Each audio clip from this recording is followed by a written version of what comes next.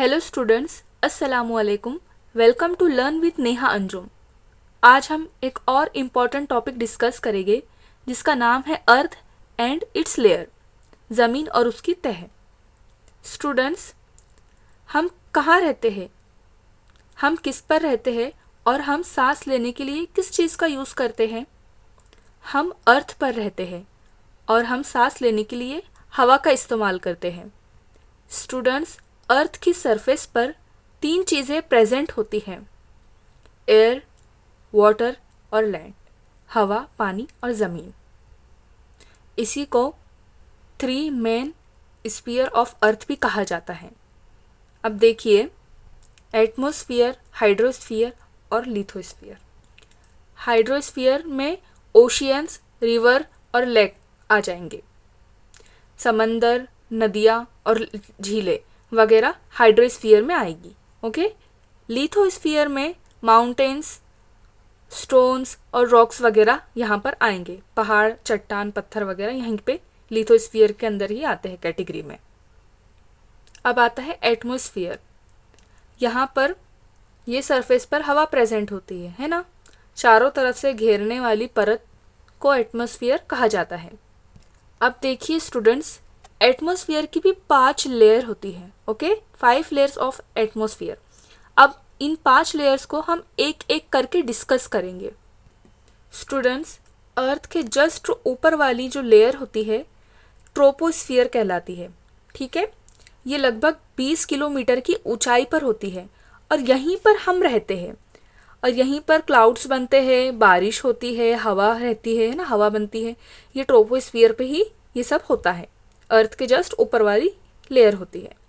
Second, troposphere के ऊपर stratosphere होती है जो कि लगभग 50 किलोमीटर की ऊंचाई पर होती है और यहीं पर ओजोन लेयर होती है जो कि सन से आने वाली यूवी रेस को एब्जॉर्ब करती है। ओके। इसके बाद मीजोस्फियर, स्ट्रेटोस्फियर के ऊपर वाली मीजोस्फियर होती है ना। यहीं पर मीटियर्स जो कि स्पेस से आने वाले पत्थर के छोटे टुकड़े होते हैं वो यहीं पे जल जाते हैं, है ना। और कुछ धूल वगैरह भी होती है तो वो यहीं पे जल जाते हैं। इसे ही शूटिंग स्टार्स कहा जाता है। और जब ये जलते हैं तो एक छोटी सी बारीक सी चमकती हमको लाइन नज़र आती है। इसी को शूटिंग स्टार कहा जाता है और ये लगभग 85 किलोमीटर्स की ऊंचाई पर होती है। मीजोस्फीयर के ऊपर होती है थर्मोस्फियर। देखो, यहाँ पर टेम्परेचर बहुत हाई होता है और ये बहुत ही गर्म होती है और इसका ऊंचाई लगभग 700 किलोमीटर के आसपास होती है। यहीं पे रेडियो वेव्स बनती है जो कि हम टीवी, मोबाइल वगैरह चलाते हैं ना, तो यहीं थर्मोस्फियर लेयर की वजह से ही होता है। अब इसके ऊपर एक्सोस्फियर आती है। एक्सोस्फियर ये स्पेस वाला पार्ट होता है जहाँ पर ग्रेविटेशन बहुत कम होती है।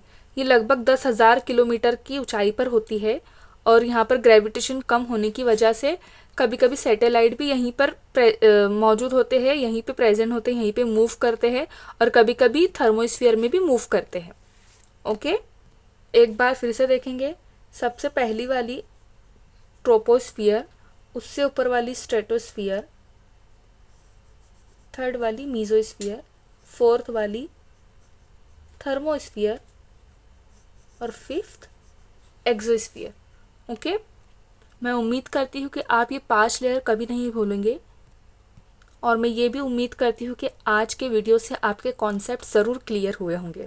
अगर आपको मेरी वीडियो अच्छी लगी तो प्लीज़ लाइक कीजिए, चैनल को सब्सक्राइब कीजिए, मेरे वीडियो को ज़्यादा से ज़्यादा शेयर कीजिए और ऐसे ही इम्पॉर्टेंट और साइंस के इजी कॉन्सेप्ट्स के लिए मेरे चैनल से जुड़े रहें। Thank you.